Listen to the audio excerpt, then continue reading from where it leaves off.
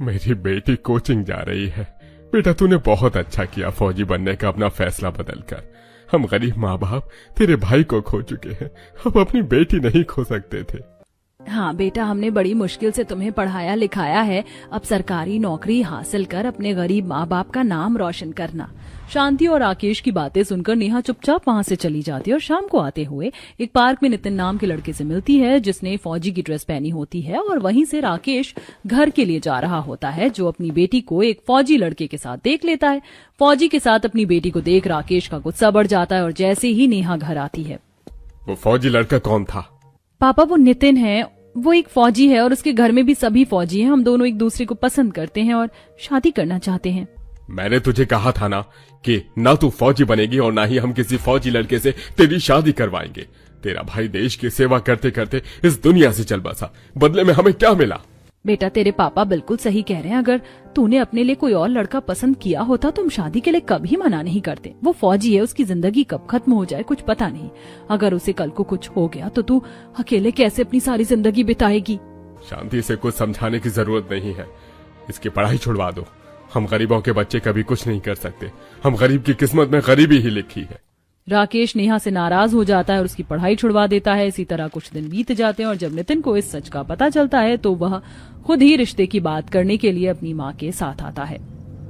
भाई साहब, मैं आज ही बॉर्डर से अपने घर आई हूँ और घर आते ही मुझे नेहा के बारे में पता चला। आप प्लीज इस रिश्ते के लिए हाँ कर दीजिए। मैं वादा करती हूँ हम लोग नेहा का जिंदगी भर ख्याल रखेंगे। आप लोग अपना वादा कैसे पूरा करेंगे जब आप लोग को यही नहीं पता आपकी जिंदगी कितनी लंबी है? इतना बोलकर राकेश उन लोगों को घर से निकाल देता और दरवाजा बंद कर देता। अब नितिन के कहने पर अर्चना घर चली जाती है, पर नितिन 4 दिनों तक घर के बाहर ही बैठा रहता है और कभी राकेश के घर नेहा का देवर सूरज आता है तो कभी उसकी ननद काजल जाकर शांति के घर के कामों में मदद करवाती है। सब देखकर राकेश और शांति का दिल पिघल जाता है और वह रिश्ते के लिए हाँ कर देते हैं। मैं तुम्हारी शादी तो करवा रहा हूँ, पर अगर कभी तुम अकेली हो या मेरी जरूरत पड़े तो भूल जाना कि तुम्हारा कोई पिता भी है। पापा ऐसा मत बोलिए, मैं जानती हूँ आप मुझसे नाराज हैं और मैं ये भी जानती हूँ बहुत जल्द आप मुझे माफ भी कर देंगे। नेहा अपने पापा की नाराजगी झेल लेती है और इसी तरह बहुत जल्द नेहा की शादी फौजी नितिन से हो जाती है और नेहा शादी कर अपने फौजी अमीर ससुराल आती है जो किसी महल से कम नहीं था और पूरा सजा हुआ था। आओ बहू, अपने फौजी ससुराल में तुम्हारा स्वागत है, कलश गिराकर गृह प्रवेश करो। नेहा कलश गिराकर गृह प्रवेश करती है और सभी जाकर लिविंग रूम में बैठते हैं। तभी नंद बोलती है, भाभी आपके गृह प्रवेश में हमने अपनी वर्दी इसलिए पहनी है ताकि आपको अपने फैसले पर गर्व हो सके कि आपके ससुराल में हर एक व्यक्ति फौजी है। और भाभी, हमने तो आपके आने की खुशी में कल छोटी सी रिसेप्शन पार्टी भी रखी है, उसमें भी सब फौजी ही होंगे।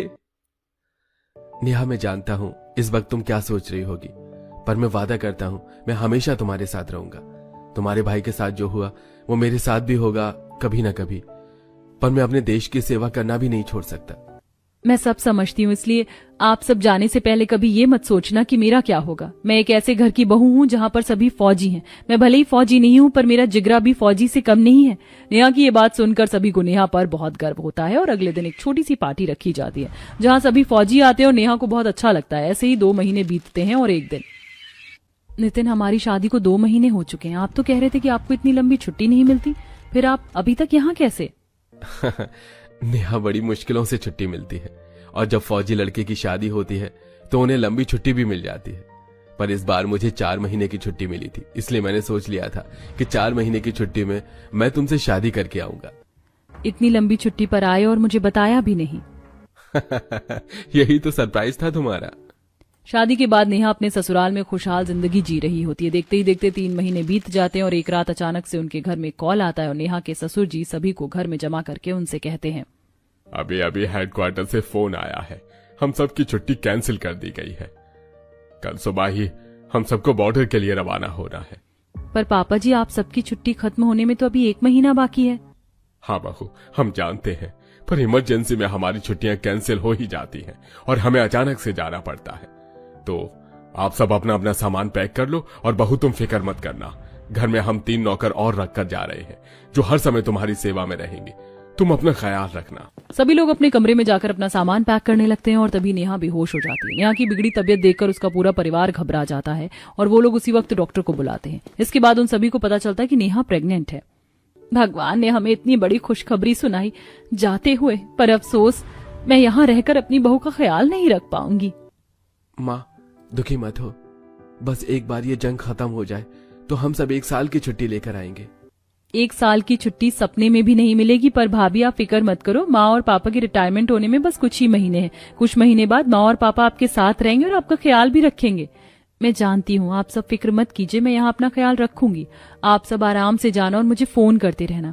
इस तरह पूरा परिवार सुबह नाश्ता कर अपनी वर्दी पहनता और सामान लेकर आंखों में आंसू लिए नेहा को गले लगाकर गाड़ी में बैठकर अपनी ड्यूटी निभाने के लिए चले जाते हैं। इसी तरह कुछ दिन बीत जाते हैं और जब राकेश को पता चलता है कि नेहा घर में नौकरों के साथ अकेली है तो वो अपनी बेटी को फोन करता है और ताने देते हुए कहता है, देखा, नौकरों के भरोसे तुझे छोड़कर तेरे ससुराल वाले चले गए ना अपना फर्ज निभाने के लिए। हो गई ना तू अकेली। पापा मैं अकेली नहीं हूँ, वो लोग मुझे मेरे होने वाले बच्चे और घर के वफादार नौकरों के साथ छोड़ कर गए। मैं अपना ख्याल रख लूंगी। क्या मेरी बच्ची गर्भवती है और मुझे पता भी नहीं है? और ऐसे हालात में तेरे ससुराल वाले तुझे अकेला छोड़कर चले गए। इन फौजियों के लिए सबसे पहले अपना देश होता है, उसके बाद घर परिवार। पर तेरे माँ बाप अभी जिंदा हैं। हम कल ही तेरे पास आएंगे और तेरे साथ रहेंगे, तब तक जब तक तेरे ससुराल वाले अपना फर्ज पूरा करके नहीं आ जाते। राकेश और शांति को जब ये पता चलता है कि नेहा गर्भवती है तो उनकी बची कुची नाराजगी भी खत्म हो जाती है और वो लोग अगले ही दिन अपनी बेटी के पास आ जाते हैं, जहां शांति अपनी बेटी का अच्छे से ख्याल रखती है। अरे बेटा, तुझे नीचे आने की क्या जरूरत थी इस समय पर? तू जितना कम सीढ़ियां चढ़ेगी उतना तेरे लिए अच्छा है। अब चल जल्दी से खाना खा ले, देख मैंने तेरे लिए पौष्टिक आहार बनाया है। माँ अभी खाने का मन नहीं, अगर खाना खाए तो उल्टी हो जाएगी। मुझे बस नितिन जी के फोन का इंतजार है, एक बार उनकी आवाज सुन लूं तो भूख भी लग जाएगी। नेहा भूखी प्यासी नितिन के फोन का इंतजार करती है और जब नितिन का फोन आता है तब उसकी जान में जान आती है, जिसके बाद वह खाना खाती है। समय यूं ही बीतता है और देखते ही देखते नेहा का 8वां महीना लग जाता है। और एक दिन एक बार फिर मौके का फायदा उठाकर दुश्मन देश ने हमारे फौजियों के कैंप पर हमला कर दिया, जिसमें काफी फौजियों की जान चली गई है और कुछ की अब तक लाश भी नहीं मिली है। माँ देखो, ये कैसी न्यूज आ रही है, मेरा मन बहुत घबरा रहा है। पिछले 10 दिनों से मेरी किसी से बात भी नहीं हुई है। सब ठीक तो होंगे ना? बेटा तू घबरा मत, सब ठीक हो जाएगा, तू बस हौसला रख। हाँ बेटा, तेरे ससुराल वालों ने तुझसे वादा किया है, वो लोग जरूर वापस आएंगे। राकेश और शांति पूजा को दिलासा देते हैं, पर जब 10 दिनों तक नेहा की अपने ससुराल वालों से बात नहीं होती तो उसकी तबीयत खराब हो जाती है और राकेश अपनी बेटी को अस्पताल ले जाता है, जहां नेहा एक प्यारे से बेटे को जन्म देती है। और कुछ देर बाद जब नेहा की आंखें खुलती तो वो देखती है कि उसका पूरा ससुराल फौजी की वर्दी में उसके सामने खड़ा है। भाभी, हमने अपना वादा पूरा किया। नेहा, नेहा तुम ठीक तो हो ना? मैं ठीक हूँ, पर आप लोगों की कोई खबर क्यों नहीं आ रही थी? पता है मैं कितना डर चुकी थी। भाभी, जब फौजी बॉर्डर पर होते हैं तो खबर देने वालों को भी पता नहीं होता कब क्या हो जाए, और उस समय हालात ऐसे हो गए थे कि खबर देना भी मुश्किल था। बहू तुम फिक्र मत करो, इस बार तुम्हारी नंद, देवर और पति 2 महीने की छुट्टी लेकर आए हैं और मैंने और तुम्हारी सास ने तो परमानेंट छुट्टी ले ली है। अब तो हम रिटायर्ड हैं, अब हम अपने पोते और बहू के साथ रहेंगे।